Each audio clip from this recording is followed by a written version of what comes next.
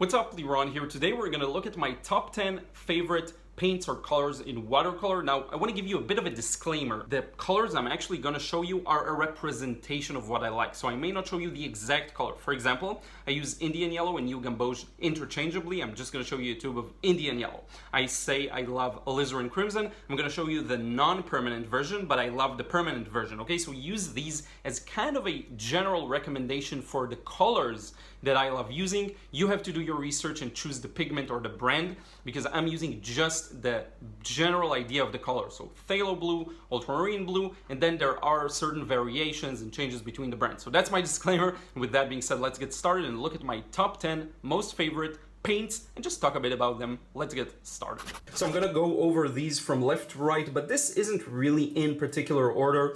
I actually love all of them, but it is by areas. So the left area is the one I use a little more frequently. So I'm gonna start with phthalo blue, and you probably could have guessed this one's gonna be here because I use it very frequently. And a lot of my favorite paints, it's based on frequent use because I find them useful. So phthalo blue, the good thing about it is the big range of values. It can achieve very dark values and strong, rich colors. But then on the other hand, if you just water it down enough, you get a gentler color. Now, I will say this, I much prefer colors that have that dominance, and I'll rely on my skill to tone it down rather than paints that don't have that range, okay?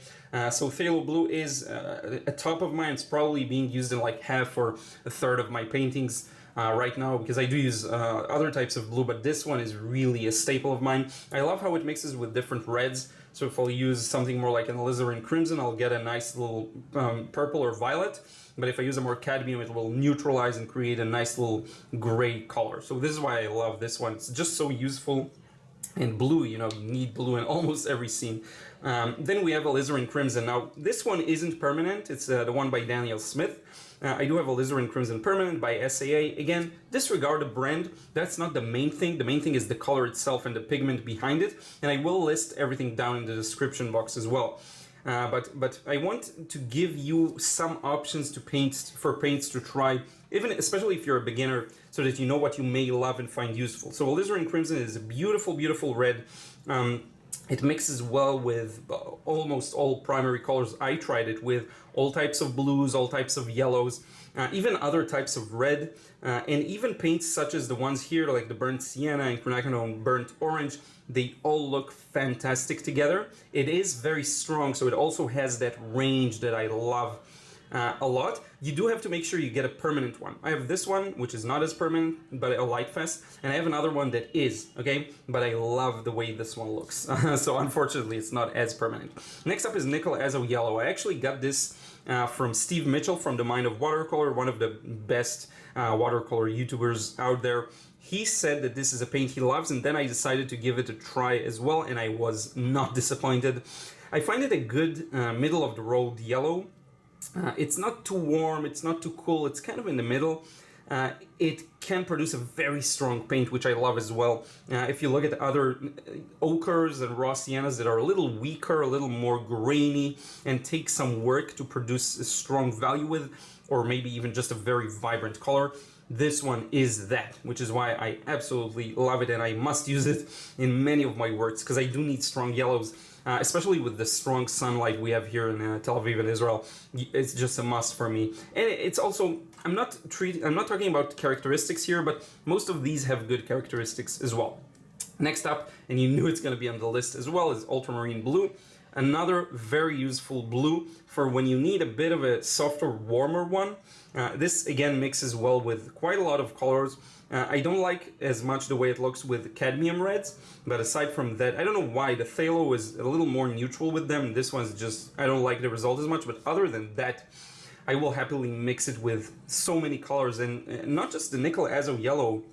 For example, you can use it for the more Velasquez palette, so mix it with ochre and burnt sienna, and it creates this beautiful muted mixtures, the muted greens, muted purples. Everything is muted with it, so it kind of allows you to present nature in a more realistic way, because greens in nature aren't as vibrant as we tend to make them, which is a big mistake for beginners, unless that's the style you're aiming for, of course. Next up, we have Indian Yellow. I use this one interchangeably with New Gamboge as well. So I could say either Indian Yellow or New Gamboge. The one by Daniel Smith I love a lot. I tried Shinhan's New Gamboge and I didn't like it as much. So this is a very warm yellow, and it kind of feels like you took either an ochre or a nickel azo or even a Hansa, and you added a bit of red to it, but just a touch. So it's on the verge of being orange, and you can see some of it if hopefully the camera will focus.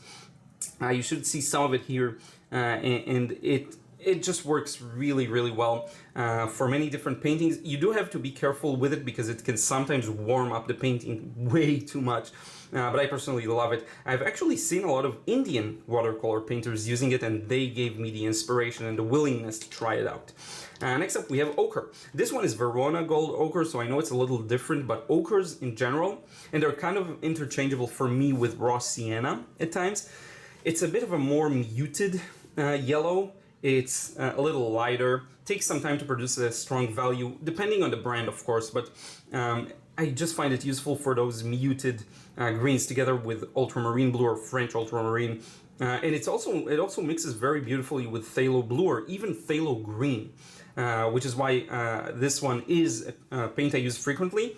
What I'll sometimes do, if I want to vary my yellows, I'll use this one and a nickel azo yellow together. And these two together produce a very interesting range of yellows. And again, as I mentioned, I need a lot of yellows, as you can see, which is why this one is very useful for me. Next up, we have cadmium red. This one is cadmium red deep. I do have another one that's two other cadmium reds, actually. What I love about cadmium is just how warm it is and how fiery it is. By the way, this could be replaced with Pyrrole Scarlet by Daniel Smith, another one I really, really love. This one in particular is by Shinhan. I love the PWC line, which is the artist grade watercolor. And what I love about this one is how opaque and strong it is. So you could layer it on top of a sign or something in the street when there's a strong paint behind it. You'll still get this beautiful bright red that allows you to command the attention of the viewer very easily, which is why I love this one, especially if used straight out of the tube, or if you squeeze it out of the tube and it's fresh out of the tube and it mixes very easily. This one is really good. You do have to be careful when it comes to mixing with other colors because it's very dominant, but that's the whole purpose. I love using it opaquely for different details and even highlights, you could say. Next up, we have burnt sienna, another staple, and you know I love it because it mixes very well with the ultramarine blue. These are a very common combination for either as a part of a Velasquez palette or just to create some very dull grays. And then you can push the warmth and the coolness by alternating the relations between them. Now, burnt sienna by Daniel Smith isn't my favorite. It's a bit too brown for me, and I like to add a bit more red to it. To make it just a tiny bit more orange and less brown, less muted, but maybe even lighter. But overall, this is a great one. I used it in one of my recent videos together with ultramarine, and it creates this beautiful ease of use. You can do a lot of duochrome works with it, so you use just these two, and you can do everything with them. An artist I recommend you check out is Michael Riordan. He really mixes these two, and also, man, I forgot his name. I'm going to remember in just a moment. He uses a lot of these together. So I'm gonna set this one aside. Next up, we have Carbazole Violet. This is another useful one. Now, I will say you have to use it very carefully because, like the phthalo blue, it's very dominant. What I use it for is when I need very strong darks, okay? So I'll use it for the very dark areas when it's almost black. And in order to not have the entire painting purple, I sometimes neutralize it with some yellow. So these two actually, or these two, work really well together. This one brings the darkness, and then the yellow neutralizes it, because yellow and purple are on the other ends of the color wheel, so they neutralize each other really well, like blue and like green and red. So I do that very often, and this is why my portraits and other works are rich with violet. I will say my first portraits, I use this too much. I really overused this one, and they are very purple. And I got a lot of feedback about that, people who said that they don't like it as much.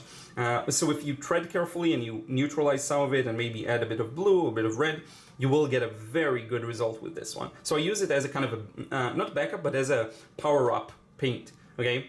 And finally, lastly, we have the quinacridone burnt orange. Now, what I love about this one is that it is an orange, but it's a very dark one. And this is useful because if you want to get very dark, warm colors, the burnt sienna won't always do the trick, but with this you get warmth and darkness together. So I can not neutralize, but I can complement phthalo blue, ultramarine blue with this one, and it looks really good. It actually looks really, really good. And so this is why I find this one very, very useful. And hopefully you will give it a try too. It actually comes together with the Carbazole Violet as the Daniel Smith secondary set. I highly recommend getting it because the third color, which is Undersea Green, didn't make this list, but it's also useful. It's a secondary set of non-primary colors, and it's very cost effective. It used to be, at least, which is why I recommend it. So these are my top 10 paints for now. And again, the brand is interchangeable as long as the pigment is there and it has some resemblance to it. I love it. And again, this list is based off of colors and mainly it's visual. But I love these. I absolutely love these. And I hope you enjoyed seeing them together with me. And as you can see, I'm very much primary based kind of painter. I work with mostly primary colors and then some backup colors to use for different purposes. But with that being said, let's now wrap up this vid. So thank you so much for watching. I hope you enjoyed this one. And once again, I use the name of the paint as kind of a general, I would say, title for it. There are some changes. For example, PB15 for phthalo blue has many different versions. This one is PB15-6. So it's one of the shades. There are multiple of them. You have to do your own research. Plus, for example, this the PR83 for Liron is just one option. There are plenty of pigments that look kind of in that ballpark. They're similar. Okay, I really hope you enjoyed these ones, and maybe if you're a beginner, it gives you an idea of the types of colors to start exploring as a beginner, because one of the things is really you're not sure what kind of color you will love. So now you can just search for the name, look at your favorite brand and find that similar pigment or similar color and get that and give it a try.